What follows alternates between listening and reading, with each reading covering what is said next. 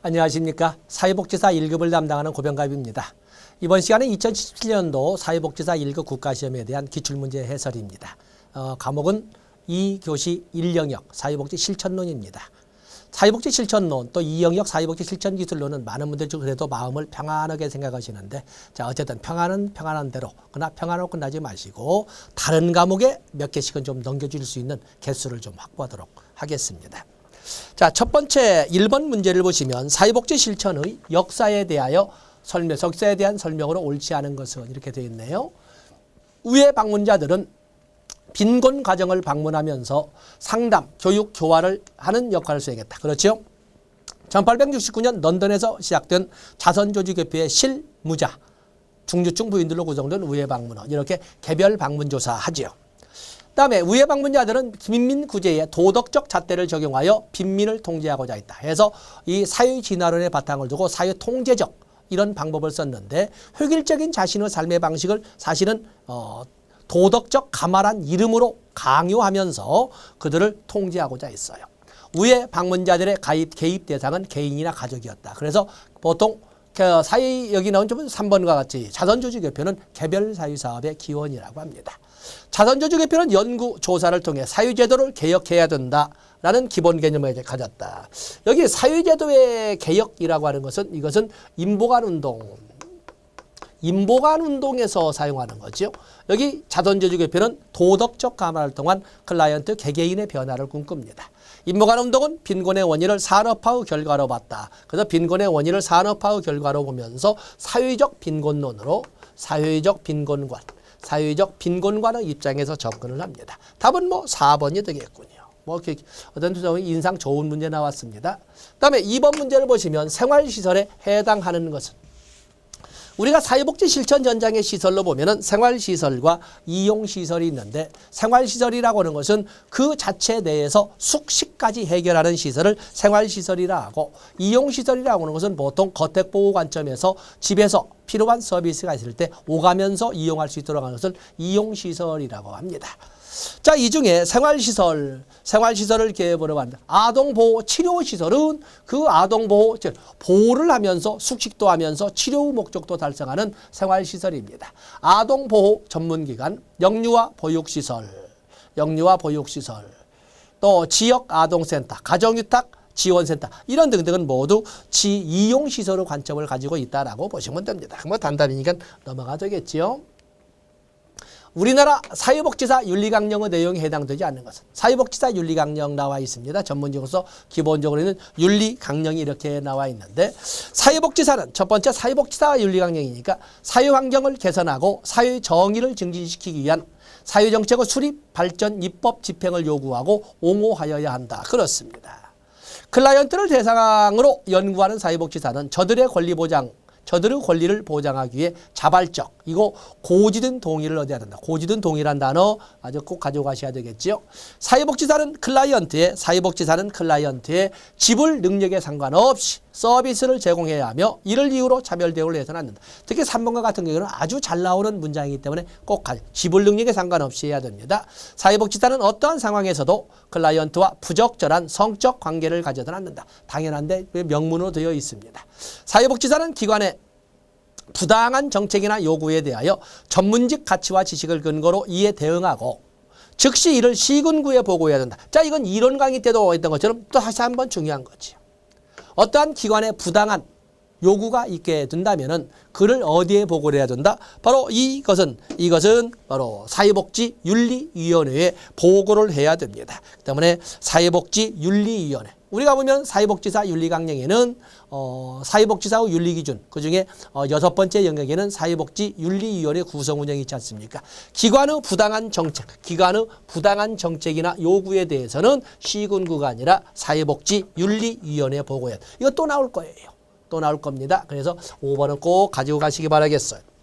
다음에 4번 문제를 보시면 사회복지 실천 전문직으로서의 발전 과정으로 프렉스너의 비판에 대한 반응에 해당되지 않는 것은, 보통 우리가 프렉스너의 신화 그러면 1915년에 발표가 되는데, 1915년에 사회복지는 전문직인가? 아니다. 그에 대해서 미국 사회복지계가 뒤집어지면서 사회복지가 전문직으로서 위상을 갖을 수 있는 노력을 한 거예요. 이 말은 뭐예요? 비판에 대한 반응? 말하자면 1915년 이후를 물어보고 있는 거죠. 1915년 이후를 프렉스너우 신화가 1915년 이후니까. 리치몬드의 사회 진단이 출간되었다. 1917년. 밀포드 의회에서 1929년. 미국 사회복지사 협회가 설립되었다. 이거 1920, 정확한 연도는 1920년대를 전후한 1921년이가 있습니다. 의사인 카보트가 매사추세츠 병원에 의료 사회복지사를 정식으로 채용했다. 의료 사회복지사가 정식으로 채용되었다. 이 카보트에 의해서 우리가 여기까지 공부를 해야 되느냐고 문제는 어쨌든 이것은 20세기 초 매사추세츠 병원에 의료 사회복지사가 처음으로 채용된 것은 1905년이라고 하는데 의료사회복지사가 아닌 우리 입장에서 좀 연표를 암기하기는 좀 짜증나는 문제겠지만 어쨌든 사회복지사들이 치료자로서의 역할을 강조하면서 위상을 높이고자 하겠다. 그야말로 전문직 확립이 이루어지게 되었다. 지금 이 말을 하고 있는 거예요. 연도는 1915년 이후를 다져야 되기 때문에 답은 4번이 되겠어요.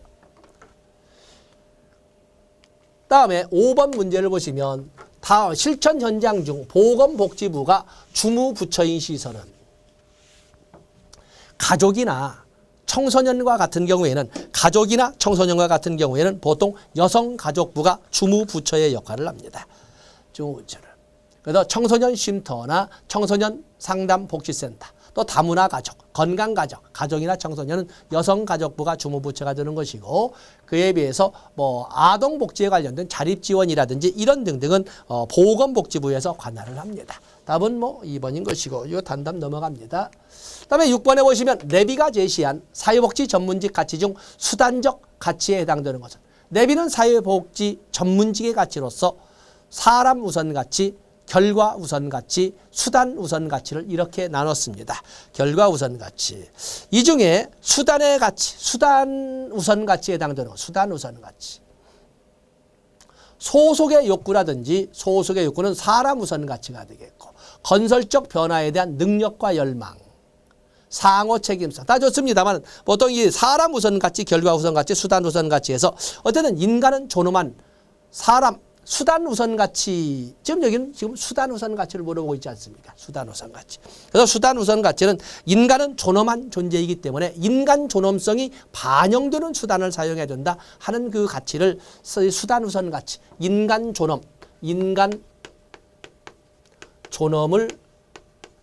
반영할 수 있는 인간 존엄을 반영할 수 있는 수단이 냐 아니냐를 먼저 결정해야 된다 하는 것인데 소속의 욕구나 건설적 변화, 상호 책임사, 자기결정권, 인간 존엄에 관한 어떤 인간도 장애가 있던 장애가 없던 가난하던 잘 살던 잘났던 못났던 간에 모든 인간은 존엄한 존재로서의 대우를 받아야 한다는 그런 수단을 작용해야 된다 하는 것이 수단 우선 가치가 되겠어요. 그렇기 때문에 거기에 보면 인간 존엄 에 관련된 수단을 쓰지 않은 것은 자기 결정권의 존중이 되겠어요. 소속의 욕구라든지 아니면 상호 책임성 이런 등등은 사람 우선 가치에 해당이 되는 걸로서 우리가 박스로 설명을 쭉 해놨습니다. 다음에 7번에 보시면 강점, 관점에 관한 설명으로 옳지 않은 것은 자 역량 강화 모델 또는 강점, 관점 모델 또는 권한 부여 모델 같은 문제로 풀어가시면 된다고 그랬죠. 자 이것은 종래의 의료 모델에서의 병리적 관점 모델과는 달리 병리적 관점과는 달리 뭘 해야 된다? 바로 클라이언트의 동반자적 지위를 강조하는 거죠. 클라이언트의 동반자적 지위.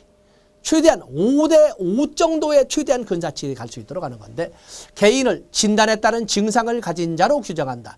증상을 가진 자로 규정하는 것은 이것은 병리적 관점에서 바라보는 관점이 되겠어요. 병리적 관점에서. 이런 자로 보는 것이 아니라 증상을 가진 자로 보는 것이 아니라 가능성을 가진 자, 무한한 성장 가능성을 가진 자로 규정하는 것이 강점, 관점 모델이 되겠어요. 개입의 초점은 가능성에 둔다. 유상, 학대 경험은 클라이언트에게 도전과 기회의 원천이 될 수 있다. 무조건 과거의 경험이 무조건 병리적 현상의 원인이 된다고 보지 않고 오히려 그것이 보다 비온 뒤에 땅이 굳어지는 하나의 출발점이 될 수도 있다라고 보는 것이 강점, 관점 모델입니다. 모든 환경 속에는 활용 가능한 자원이 있다. 사회복지사 클라이언트 협동 작업이 이루어질 때 클라이언트에게 최선의 도움이 주어질 수 있다. 더 좋습니다. 1번은 의료적 모델을 사용하는 병리 관점 모델을 사용하는 용어가 되겠습니다.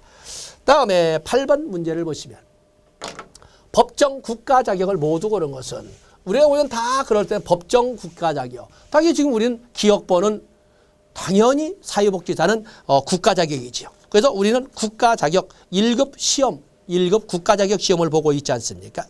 그에 비해서 의료사회복지사나 학교사회복지사는 아직은 법정 국가자격의 지위를 갖지 못합니다. 많은 민간 자격, 민간 등록 자격, 민간 공인 자격 등 많은 민간 자격이 시중에 돌고 있지만 그것의 활용도나 실용도가 어느 정도인가에 대해서는 좀 깊이 생각해 보시고 접근을 하셔야 됩니다. 여기 보면은 사회복지사와 정신보건 사회복지사는 법정 국가 자격입니다. 국가 전문 자격, 국가 기술 자격 이렇게 해당이 됩니다만은 니은번과 디귿번은 아닙니다. 다음에 9번 문제를 보시면 통합적 접근에서 사회복지사의 활동 원칙이 아닌 것은 통합적 접근에서 사회복지사의 활동 원칙. 클라이언트와 협동 노력. 당연히 협동이죠. 협동. 옛날에는 일방적으로 워커가 해결해주는 워커가 이끌어가는 이런 방향을 썼지만은 이제는 같이 투게더입니다. 병리보다 강점을 강조하다. 그렇습니다. 오늘날에는 통합적 접근, 70년대 이후에 접근하는 통합적 접근에는 병리적 관점보다는 강점이나 가능성에 보다 큰 비중을 두고 접근하는 겁니다. 강점을 보다 강조한다. 다양한 모델과 기술, 다양한 특정 기술이나 특정 이론만을 적용하는 것이 아니라 다양한 이론을 종합해서 취사 선택하는 방법, 다양한 경험적으로 검증된 개입 방법을 우선적으로 적용한다. 이것이 틀린 것은 아니겠습니다만 어쨌든 경험적으로 검증된, 왜냐하면 그게 바로 신뢰성을 확보할 수 있는 이런 방법이거든요. 그렇다고 해서 인간을 대상하는 사회복지 실천에 한번 시도를 해본다? 시도를 해본다는 것은 클라이언트 입장에서는 기분이 참 나쁜 얘기 아니겠습니까? 도구가 되니까. 그래서 먼저 경험적으로 검증된 이론에 기초한 개입 원리나 기법보다 직관과 창의력, 이 직관과 창의력인 방법, 나쁜 방법은 아니지만은 인간을 대상으로 하기 때문에 참으로 조심스럽습니다. 자기의 직관이나 창의력을 가지고 한다는 것은 바로 이제 여기에 문제가 좀 있어서 그래서 답은 5번이 되겠습니다. 다음에 실천 관계의 기본 원칙과 그 예의 연결로 옳지 않은 것은. 자, 실천 관계의 기본 원칙. 보통 우리가 BS택의 7대 원칙. BS택의 7대 원칙이 이렇게 있지 않습니까? BS택의 7대 원칙이 있습니다. 거기에 보면 개별화의 원칙, 의도적 감정 표현의 원칙, 통제된 정서 관여의 원칙, 수용의 원칙. 또 그런 거면은 비심판적 태도의 원칙, 그리고 자기 결정의 원칙, 비밀 보장의 원칙. 다 생각나시죠? 자, 각각의 내용 다 봤습니다. 수용, 학교폭력 가해자의 행동에 대해 그 상황과 감정을 이해한다. 자기 결정, 학생의 자퇴 결정을 존중한다. 개별화, 따돌림 방지를 위해 다문화 가정 학생의 사고방식과 생활 유형을 개별적으로 조정한다. 통제된 정서 관여, 피해 학생의 분노와 공포감을 민감하게 이해하고 적절하게 반응한다. 비밀 보장, 학생의 뜻에 따라 부모의 이혼 사실을 교사에게 알리지 않는다. 다 그럴싸하고 다 맞지 않습니까? 다 맞지 않지. 다 맞습니다. 그런데 꼼꼼히 봐야 되겠죠. 주어가 뭐라고 그랬어요? 이 7대 원칙은 주어는 사회복지사는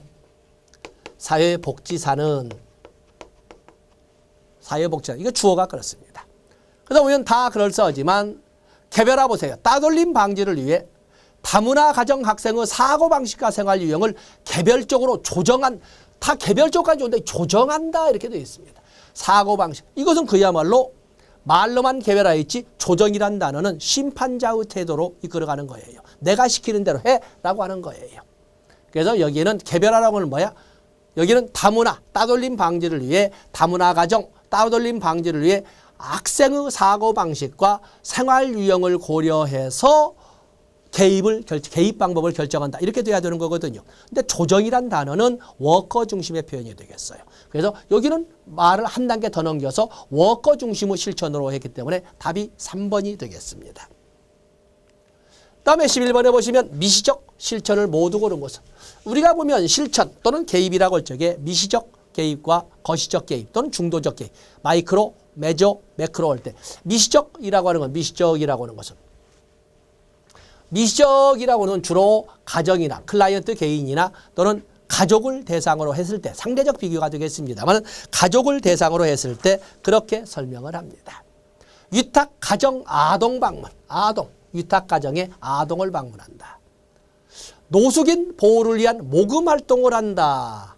노숙인 보호를 위한 모금 활동은 지역사회단이기 때문에 이건 매크로가 되겠어요. 거시적이 되겠네요. 그다음에 정신장애인 재활상담을 한다. 이것은 마이크로가 되겠네요. 마이크로. 직업재활 대상자는 자원개발. 이것도 이 직업재활 대상자의 자원개발도 이건 매크로가 되겠어요. 물론 뭐 집단 수준에서 매조, 중범위적 접근도 있겠습니다만 여기는 미시적 개인이나 클라이언트 개인이나 그 가족을 대상으로 접근하는 것은 미시적인데 위탁가정 아동방문 답은 2번이 되겠군요. 답은 2번이 되겠습니다. 다음에 12번에 보시면 다음 기록의 유형은 우리가 기록이라고 하는 것은 사회복지 실천론에서도 다루지만 사회복지 실천기술론에서 주로 변제를 합니다. 기록에는 다양한 기록 방법이 있지만 거기에는 문제 중심 기록도 있고 또 요약 압축 기록도 있고 또 과정 기록도 있고 이야기체 기록도 있고 다양한 기록 방법들이 있습니다. 자, 여기 사회복지사 어떻게 오셨나요? 어떻게 여기에 오셨나요? 이렇게 되어 있군요. 또 김건모 노래 같이 생겼네요.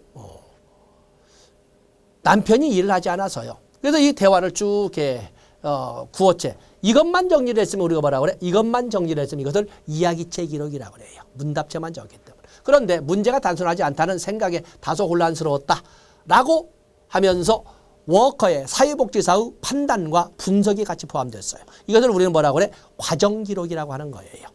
여기만 있으면 이야기체 기록. 여기까지 포함되어서 매 순간순간마다의 판단, 이해, 분석 자료까지 같이 넣었으면 과정기록이라고. 그렇기 때문에 보통 이 과정기록은 교육자료나 실습자료로 활용이 된다. 이렇게 설명을 합니다. 답은 3번이 되겠어요. 다음에 13번에 보시면 바람직한 원조 상태가 13번에 보시면 바람직한 원조관계 형성에 방해가 되는 사회복지사 행동은 바람직한 원조 이렇게 되겠죠. 방해. 상황에 적절한 옷을 갖추어 입는다. 클라이언트의 비언어적 행동을 민감하게 관찰을 한다. 또 클라이언트를 감동시키려고 노력을 한다. 전문적 관계와 사적 관계의 경계를 분명히 한다. 자신의 편견과 선입견을 인정. 다 아름다운 말이네요. 다 아름다운. 그런데 3번과 같은 경우에는 3번 클라이언트를 감동시키려고 노력하는 것은 다소 조작이 나올 수도 있는 거거든요. 그렇기 때문에 이성적인 접근에서 좀 벗어날 수 있는 오해의 소지가 커서 감동이란 단어가 참 아름다운 말이지만 바람직한 원조관계에서 다소 감성적으로 변질될 우려가 있어서 답이 3번이 되겠습니다. 다음에 14번에 보시면 통합적 방법으로 문제 해결 모델에 대한 설명으로 옳지 않은 것은 문제 해결 통합적 방법으로서 문제 해결 모델에는 1957년 펄먼의 문제 해결 모델, 1972년에 핀커스와 미나안의 4체계 모델, 1973년에 콤튼과 갤러리가 제시한 문제 해결 모델, 보통 6체계 모델이라고 그러죠. 또 그러면 골드스타인의 단일화 모델, 또 저메인과 지터만의 생활 모델, 또 뭐 셀러베이를 대표로 하는 권한부여 모델 또는 강점 관점 모델 이런 것들이 전부 통합적인데 자 보면 문제 해결 모델, 자아심리, 주의의 사상, 역할 이론, 체계 이론 등에 기반한다. 주의의 사상에서 문제 해결, 존두의, 진보주의 사상을 이끄는 문제 해결 학습을 제시한 사람이고 그러면서 반성적 사고 또는 비판적 사고를 강조했던 사람이 존두이예요. 존두이. 그렇기 때문에 펄먼의 1957년 문제 해결 모델에서도 강조되는 것이 바로 존두이의 이론이었거든요. 또 역할이론 체계는 기반을 한다. 펄먼의 모델에서 개인의 사회적 기능에 문제점을 둔다. 콤튼과 갤러웨이 모델에서는 개인, 집단, 환경 간, 개인, 집단 환경 간 상호작용 문제로 초점이 확대된다. 사회복지사는 클라이언트와 협동 작업관계 이외에 다른 체계와의 협조, 교섭, 갈등 관계도 가진다. 미시, 중간, 위적, 거시체계, 사체계 모델에서 6체계 모델로 발달한다. 그렇습니다. 통합적 방법에서 문제해결 모델은 이렇게 4체계 모델에서 6체계 모델로 발전하는데 문제는 이 4체계 모델이 뭐냐는 거죠. 1972년에 핑커스와 미나한에 의해서 제시된 4체계 모델은 여기 4체계 모델은 뭐예요? 변화 매개 체계, 그다음에 클라이언트 체계, 그다음에 표적 체계, 그리고 행동 체계. 이것을 4체계라고 합니다.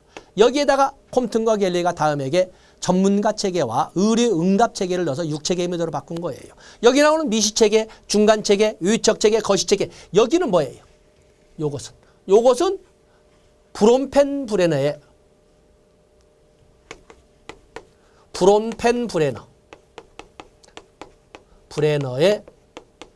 생태 체계를 말하는 거예요. 생태 체계. 브롬펜 브레너의 생태 체계를 말하는 거예요. 4체계는 이걸 말해. 변화 매개 체계, 클라이언트 체계, 표적 체계, 행동 체계를 말합니다. 답은 5번이 되겠어요. 뒤에 4체계 모델, 6체계 모델 발전한다 이렇게 되는데 그건 맞는데 앞에 함정을 뽑았습니다.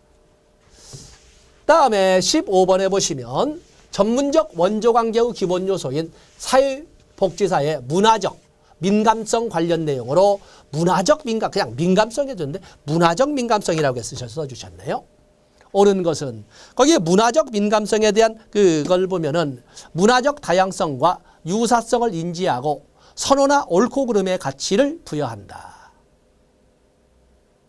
자신의 문화를 중심에 두면서 타 문화를 이해하기 위해 의사소통을 한다. 출신국과 피부색 간에 존재하는 권력적 유괴관계를 무시한다. 자신의 문화에 대한 인식에 기초하여 다문화 배경, 클라이언트 상황을 규정한다. 다문화 생활 경험과 가치에 맞는 개입 전략을 개발한다. 다 아주 그냥 번져있는 한지에 먹물이 번져있는 것처럼 이렇게 교집합 부분을 가지고 있는데 여기 보면은 전문적 관계도 문화적 다양성, 문화적 상대주의의 입장을 적에 옳고 선호는 좋은데 여기는 맞는데 요거까지를 부여할 수 있느냐. 옳고 그름에 대한 가치를 부여할 수 있는가. 이것은 인간 존엄이나 인간의 선택권을 박탈했다. 요것은 좀 하자가 있네요. 또 자신의 문화에 중심을 두면서 타 문화를 이야기한 문화적 상대주의이면서 동아주의, 자신의 문화를 중심으로 용광로주의로 무조건 우리나라 들어왔으니까 우리나라 문화에 맞춰 들어와라고 이렇게 하는 것도 여기 또 하자가 있습니다. 여기도 출신국가 이것은 무시해야 된다. 이것은 맞는 듯 하면서도 좀 그렇고 자신의 문화에 대한 인식에 기초하여 이것도 역시 2번과 마찬가지로 똑같이 다문화 생활 경험과 가치에 맞는 개입 전략. 여기서 가장 부드럽고 가장 사실 수 있는 것은 답이 5번이 되겠어요. 그렇기 때문에 이것은 다소 이제 논리성의 문제가 되겠는데 어쨌든 답은 5번이 되겠습니다. 다음에 16번에 보시면 면접 과정에서 질문으로 적절한 것을 모두 고른 것은 부인은 남편의 행동에 대해 어떻게 대응하셨나요? 그 민감한 상황에서 왜란 말은 해서는 안 되지. 왜란 말을 해서는 안 돼요. 왜라고 하는 것은 심판 직전의 질문이 왜란 말. 이번처럼 갈등이 심각한 적은 몇 번이나 되나요? 그때의 아내의 반응은 어땠나요? 죄책감이 들지는 않았나요? 이렇게 물어봤는데 죄책감이 들지는 않았나요? 이것은 심판적 개념에 속하기 때문에 왜라든지 그야말로 심판 직전의 질문을 해서는 안 돼요. 그렇기 때문에 답은 기역번과 디귿번, 어떻게, 무엇을 이런 정도만 물어봐야 되는 것이지 심판적 태도를 행사하는 이런 질문을 해서는 안 된다. 그래서 옳은 것은 기역번과 디귿번이 되겠어요. 17번에 보시면 역량 강화 실천 모델, 임파워먼트, 역량 강화, 아까 말씀드린 것처럼 역량 강화 모델로 출제가 되던 강점, 관점 모델로 출제가 되던 아니면 권한 부여 모델로 출제가 되던 같은 문제로 풀어가신다고 그랬죠. 당연히 역량 강화. 클라이언트, 누구의 역량 강화? 클라이언트의 역량을 강화시키기 위해서는 클라이언트의 병리적 측면으로 클라이언트의 문제점을 가지고 접근하기보다는 클라이언트의 강점을 가지고 접근하면 클라이언트가 눈 깔지 않을 거예요. 자기의 장점을 가지고 물어보는데 얼마나 활기있게 적극적으로 개입하고 협력적인 자세로 이렇게 해서 협력적 관계, 동반자적 관계가 이루어질 거예요. 그다음에 역량 강화를 위해서 개인적, 심리적, 클라이언트의 개인적, 심리적 측면뿐만 아니라 클라이언트를 둘러싼 모든 미시적, 거시적 모든 환경체계, 환경과의 관계를 같이 고려해야 될 거예요. 생태체계적 이론 접근, 당연히 통합적 접근이죠. 그렇기 때문에 우리가 통합적 접근 그러면 펄먼의 문제해결 모형뿐만 아니라 4체계 모델, 6체계 모델, 생활 모형뿐만 아니라 셀러베이를 대표로 하는 역량 강화 모델, 권한 부여 모델, 전부 생태체계론적 접근을 하고 있습니다. 그다음에 사회의 변화를 위한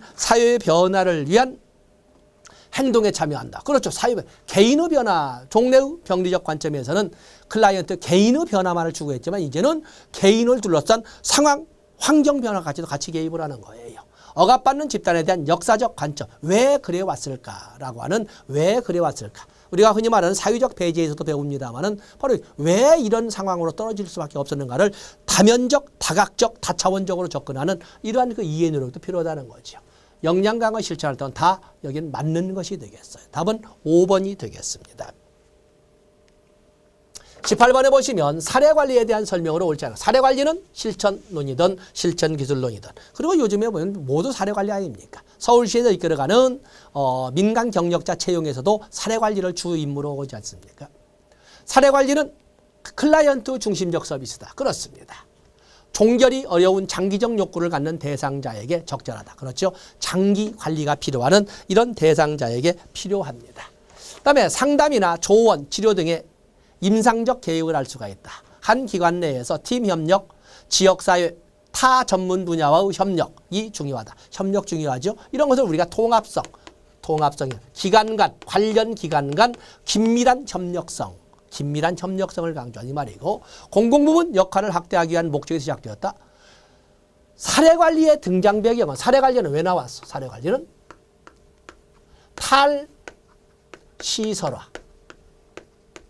탈시설화로 인한 문제 해결책으로 탈시설화로 인한 문제 해결. 탈시설화로 인한 어떤 문제가 생겼어요?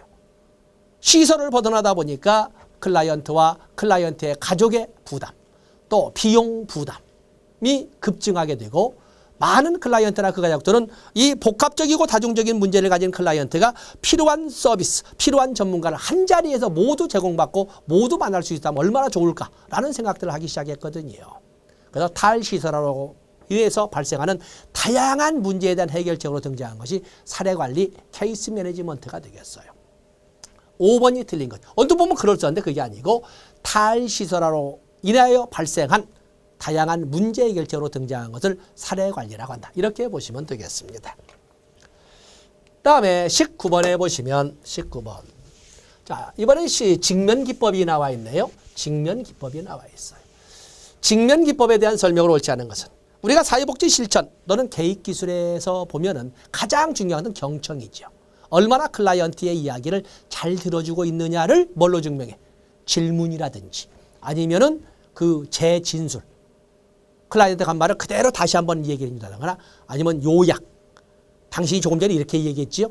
이런 말들에서 열심히 들어주고 있다는 것을 증명함으로써 신뢰를 구축하는 거예요.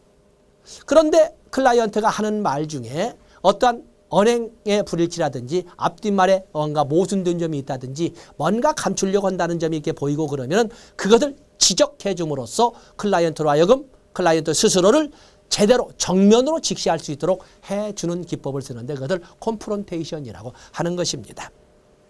그래서 거기 보시면 클라이언트의 말과 행동 간의 모순이 있으나 클라이언트가 이를 부인하고 인정하기를 거부하는 경우에 클라이언트로 하여금 스스로를 제대로 직시할 수 있도록 해준다.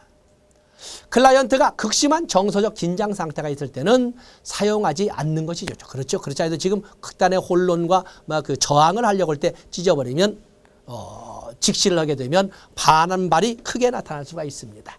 클라이언트에게 방어적 반응을 불러일으킬 수 있다. 만약 특히 이럴 적에는 방어, 더 나아가서 저항이 나올 수가 있는 거거든요. 클라이언트가 자신의 결정이나 행동이 실제로 합리적임에도 이에 대한 확신을 갖지 못하고 주저할 때 사용한다. 이에 대한 확신을 갖지 못하고 주저할 때 사용하는 것은 뭔가 확신, 스스로가 이거 분명히 맞는데 이렇게 자꾸 의심이 가게 되면 그때 해주는 것이 아닙니다. 맞습니다. 라고 자신감을 심어주고 자신감을 더 갖게 해주는 것은 재보증이라고 합니다. 이건 재보증이라고 합니다. 재보증. 클라이언트와의 신뢰관계가 충분히 형성되어 사용하기 조용하다. 그렇죠? 여기는 옳지 않은 거 답은 4번이 되겠어요. 다음에 20번에 보시면 사례관리 과정을 차례대로 나열하는 것은 사례관리. 우리가 먼저 만남이 시작돼야 되지 않겠습니까? 옛날에는 만남이라고 하는 것은 도움이 필요한 클라이언트가 찾아왔을 때 그를 만나주는 것을 만남이라고 했지만 요즘에는 찾아가고 싶어도 찾아갈 수 없는 심신상의 장애나 교통통신상의 장애가 있는 사람도 있는 거거든요. 토소벽제, 농산, 어촌에 아주 두메상권에 살 수도 있는 겁니다. 그럴 경우에는 적극적으로 찾아가는 만남을 하는데 그것을 리치아웃이라고 합니다. 자, 이렇게 해서 먼저 만나고 그리고 문제 확인을 한 다음에 거기서 자료가 수집되면 그걸 분석해서 잠정적인 개입 전략을 수립하게 되는데 그것을 우리는 사정이라고 아세스먼트라고 하는 것입니다. 아세스먼트라고 하죠. 이렇게 해서 사정이 되면 이제는 목표를 설정해서 구체적인 개입 전략을 이렇게 실행한다. 그걸 계획이라고 합니다. 그리고 나서 개입해서 그리고 평가하고 또 피드백하는 과정이거든요. 첫 번째는 만남. 여기는 다 틀린 거죠. 당연히 1번 아웃리치. 그리고 나서 자료를 수집해서 분석하는. 자료를 수집해서 분석합니다. 사정하죠. 다 맞는군요. 그리고 이게 사정이란 건 뭐야? 전문가의 판단 과정으로서 잠정적 개입 전략을 수립하는 것을 말하는 거예요. 바로 그것을 우리가 그래서 그대로 우리가 계획을 하는 거죠. 계획. 그래서 개입 목표를 설정하고 개입 전략을 수립해서 그것을 계획 수립합니다. 그리고 나서 사실은 여기에서 개입을 하죠. 개입을 한 다음에 다시 개입 과정에 사실은 이 점검이라는 것은 형성평가를 말해요. 과정 중에 수시로 평가하고 피드백하고 수시로 평가하고 피드백하고. 근데 일부에서는 보면은 점검 및 재사정 이렇게도 나오거든요. 그래서 점검하고 이렇게 해서 재사정하고. 이 과정을 우리는 형성평가라고 하는 거죠. 형성평가 또는 과정평가 이렇게. 과정평가라고 이렇게 해서. 과정 중에 수시로. 그리고 나서 종결론. 답은 여기서는 당연히 5번밖에 갈 것이 없습니다. 5번. 21번에 보시면 문제에 대한 관점이나 인식을 변화시켜 새로운 이해를 촉진하는 개입 기법이 문제에 대한 관점이나 인식을 변화시킨다고 했습니다. 인식을 변화시킨다. 모델링, 직면, 재명명, 일반화, 재보증 이런 것이 나와 있는데 분명히 인식을 변화시킨다고 하지 않았습니까? 모델링이라고 하는 것은 행동을 변화시키는 것이 모델링이라는 것은 밖으로 보여주는 행동을 모방이나 관찰을 통해서 행동을 수정시키는 것이지 인식을 수정시키는 것. 이건 행동 수정이에요. 행동 수정. 그래서 차이가 있는 겁니다. 인식의 변화, 관점이나 인식의 변화이기 때문에 답은 1번이 되겠어요. 22번에 보시면 표적 문제. 표적 문제라는 단어가 나오면 무조건 실천 모델이던 표적 문제는 어디서 나오는 거예요? 과제 중심 모델. 1972년 리드와 앱스테인이 제시한 과제 중심 모델이 나오는 거예요. 그래서 표적 문제 선정 시 고려할 사항으로 옳은 것은 표적 문제는 가능한 많이 선정하는 게 좋다? 아니죠. 표적 문제는 현재 경험과 밀접한 관계가 있는 두세 개만 선정하는 거예요. 때문에 많이 선정한다. 이건 틀린 거고 사회복지사와 클라이언트 중 어느 한쪽에서 문제로 인식하는 것은 모두 표적 문제로 아니죠. 어느 한쪽이 아니라 양자가 같이 합의한 문제만을 표적 문제로 선정하는 겁니다. 합의한 문제. 표적 문제의 우선순위를 정할 때 사회복지사의 전문적 판단을 중심으로 한다. 아니죠. 클라이언트의 욕구를 우선순위로 해서 설정을 합니다. 표적 문제를 선정할 때 사회복지사 자신의 지식과 기술을 고려한다. 이건 당연한 것이고 표적 문제는 전문적 용어로 기술되는 것이 바람직하다. 표적 문제라고 하는 것은 이해가 가능한 사실은 무지한 상태라고 볼 수 있는 클라이언트도 이해할 수 있는 이렇게 해야 돼. 답은 여기에서는 당연히 4번이 되겠습니다. 다음에 23번에 보시면 자료 수집에 대한 설명으로 옳지 않아요. 자료 수집 그러면 우리가 사회복지 조사료 나오는데 실천론 나오지 않았습니까? 실천 기술도 나올 것이고 또 지역사회복지론 나올 것이고 행정론 나올 다 나옵니다. 자료 수집은 실천의 전 과정에 걸쳐서 이루어진 지속적인 과정이다. 그렇죠? 자료 수집. 왜냐하면 사회복지 실천이라고 하는 것은 순환적 과정이거든요. 그냥 직선으로 진행해서 끝나는 것이 아니라 순환적 과정이기 때문에 그렇습니다. 접수 단계에서 자료 수집은 클라이언트 문제와 기관의 서비스 간 부합 여부를 판단하는 데 필요한 정도면 충분하다. 접수 단계에서는 그야말로 이 문제를 확인하고 이 문제가 이 기관에서 도와줄 수 있는 역량범위 있냐 아니냐를 확인하는 정도면 되는 거거든요. 구체적인 것은 계획을 짜자 사정 단계를 거치면서 나오는 거예요. 클라이언트와 사회복지사의 상호작용 유형은 클라이언트와 제3자 상호작용 유형을 짐작하게 할 수 있다. 클라이언트의 언어적 표현과 비언어적 행동이 일치하지 않을 경우 언어적 표현에 더 주의를 워낙 착실한 문제 나왔군요. 비언어적 표현에 더 큰 비중을 줘야 됩니다. 비언어. 여기는 틀린 거고 수집된 자료는 클라이언트를 둘러싼 주변 체계에 대한 정보도 포함해야 된다. 물론 명확하게 답이 나와 있습니다만 여기 2번에 약간 함정을 두어서 2번에 함정은 2번에 있고 답은 워낙 4번에 적나라하게 해서 답은 4번이 되겠어요. 다음에 24번을 보시면 사례관리자의 역할로 옳은 것을 모두 고르면 자 사례관리자는 직접적, 간접적 서비스 제공자의 역할을 모두 수행하는 거죠.